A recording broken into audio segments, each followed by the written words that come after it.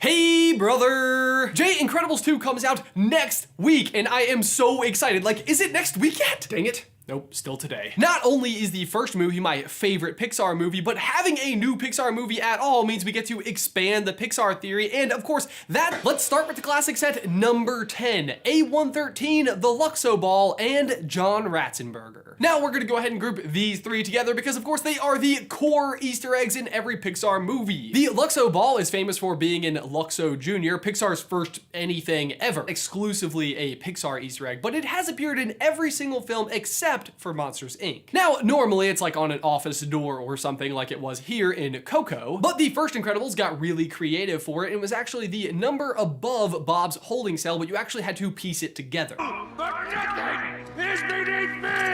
Now we know he's in the movie because we've seen him in the trailers, and you have to look a little bit carefully, but he's right here. Moving on to number 9, the Pizza Planet truck. Now, normally I would include this with the other three because, of course, it is one of Pixar, voiced by a guy named Bill Wise, which really isn't that significant at all, except for the fact that Bill Wise is also voicing Screenslaver, the villain of the movie. So, Pizza Planet is taking over. Buy our pizza, or else. Actually, I doubt it, but I'm still watching you. In Ratatouille, Inside Out, Toy Story 2, and A Bug's Life. And we know that it will be in there because they're eating Chinese food in the trailers. Next up is number 7, something from Toy Story 4. As is the tradition, Pixar always and Doc Hudson. That being said, there have been some odd schedule rearrangements that have actually made it a little bit trickier to figure out what to be looking for in this movie. You see, originally Toy Story 4 was supposed to come out this summer and Incredibles next summer, but the two switched places. So the big question is, are we looking for something? You can see some Buzz and Woody piñatas here, and actually a couple Mike Wazowskis as well. And you can see a deathly looking Parr family for the Incredibles right here.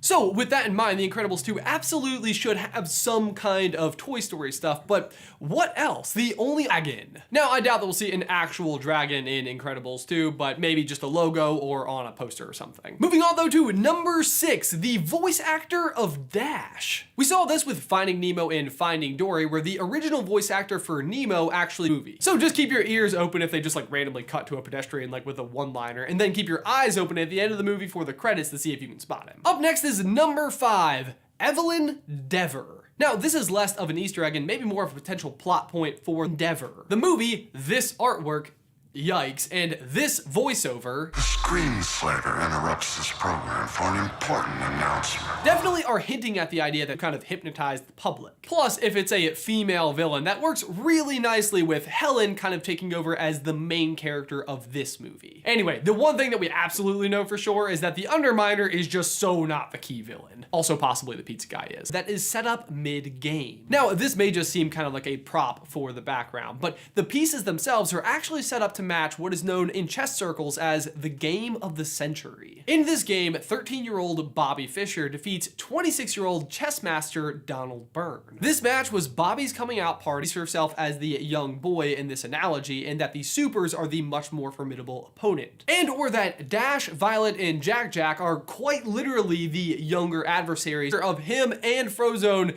in the movie. So I guess it's gonna be in there. Who knows? Maybe he's his biggest fan. I am your biggest fan.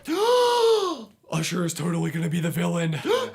Usher's totally gonna be the pizza guy! Other than Brad Bird's son, Nick. Also, fun fact, he also voiced Squirt in Finding Nemo. Good afternoon, we're gonna have a great jump today! Now, I doubt that he reprises this same role because of like how well aging and puberty work. Similarly to Dash's act, if he's on like a motorcycle and like after Elastigirl goes by, he's like, that was totally wicked. Now, while he probably isn't reprising his role, his older brother, Michael, definitely is as Tony Ridinger. She'd eat if we were having Tony Loaf. I'm sorry, Dash, but I bet not. Tony Loaf sounds like the Iron Giant. The sad news is that both of these men have actually passed away since The Incredibles came out. But if you ask me, that's all the more reason that I hope that this Easter egg just lives on, even though they definitely won't be voiced by the same people. Up next is number 2, Catastrophe Scene as Crisis Looms. I bring it up here because it's yet another Brad Bird specific Easter egg, which I understand may seem like slightly implausible since Lady and the Tramp came out in 1955 and Brad Bird was born in 1960. But that, along with 101 Dalmatians, were both huge influences on Brad. Number 1,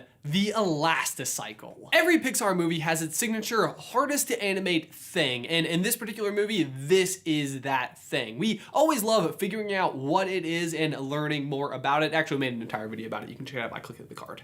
In the first Incredibles, I was super surprised to find out what it was, but it turns out Violet's hair. Animating humans at all at this point in time was pretty difficult to do, but what made Violet just so difficult is that her hair was so long. At one point in time, they actually didn't even know if they were going to be able to successfully 50 miles per hour. They actually had to adjust some of the building sizes and spacing to not make it look like a flea just bouncing from one place to another. Also be on the lookout for her crashing. Who do you think Screenslaver is going to be? And after you've seen the movie, be sure to come back and let us know any of the Easter eggs you spotted. Also, are you guys going to VidCon? If so, be sure to pick up one of these awesome play balls so that you can like collect signatures on it and stuff, maybe even ours. They're available at dftba.com, link in the description. But guys, as